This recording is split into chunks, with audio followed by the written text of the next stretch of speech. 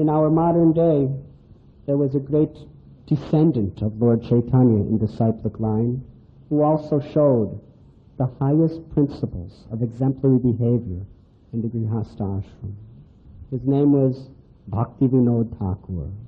He lived from the mid-19th century into the early 20th century.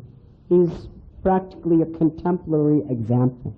Bhakti Vinod Thakur showed how one can be so responsible and so highly respected in society and simultaneously be a perfect servant of God and humanity. He was a district magistrate. He was a judge under the British government, which was incredibly demanding. It is explained that Bhakti Vinod Thakur, he was such an expert magistrate that he would try 30 to 50 cases every single day. What took every other magistrate in India a half hour to do, he would do in 5 minutes, because he had such a crystal clear consciousness. Within minutes he could know who's guilty and who's innocent, and what their punishment or what their reward should be. It is explained that they would not even allow him to retire. He was so valuable. The British government, when he was living in Navadvip Dham, they built a railway track from the courthouse to his house just to facilitate him getting there on time. That's how valuable he was to them.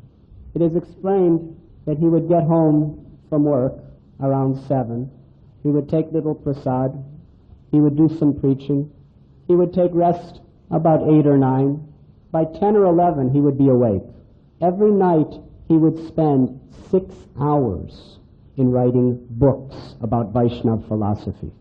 As a Grihastha, he wrote over 100 books in various languages himself, describing the teachings of Bhagavad Gita, Srimad Bhagavatam, and the life of Lord Chaitanya. Then at about 4 o'clock in the morning, he would chant japa for about 2.5 hours, immersed in prayer and meditation in the holy name, until about 6:30. He would take little rest, then he would rise, and then he would do his correspondence for exactly a half hour. Then guests would come. He would greet guests, preach to guests, give them counseling and guidance. There was always lines of guests coming to get his spiritual advice. He would do that for 1 hour. First he would read for about an hour from the Shastras. Then he would walk on veranda and just meditate on what he had read from the scriptures. Then he would take little prasad, spend little time with his family. By 9:45, when he was living in Jagannath Puri, at one time he was magistrate there, he would take his carriage to the courthouse and be there promptly by 10. He would try cases from 10 until 1. He would come home, take little rest, take little prasad, be back by 2, and from 2 till about 6, he would again be doing this, his job as a judge. This was his life.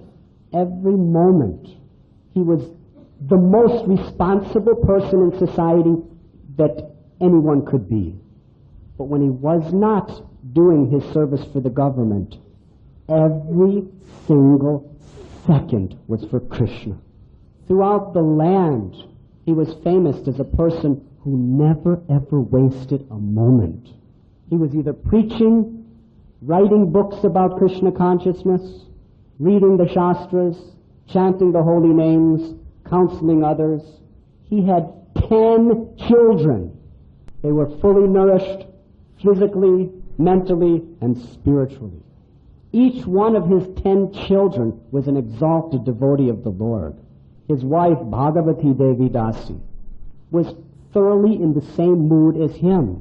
She raised those 10 children with such love and devotion in such a way that they all became great devotees of God.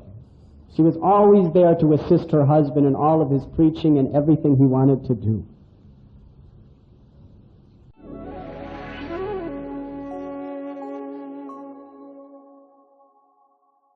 You were listening to Radhanath Swami on thesacredconnect.com.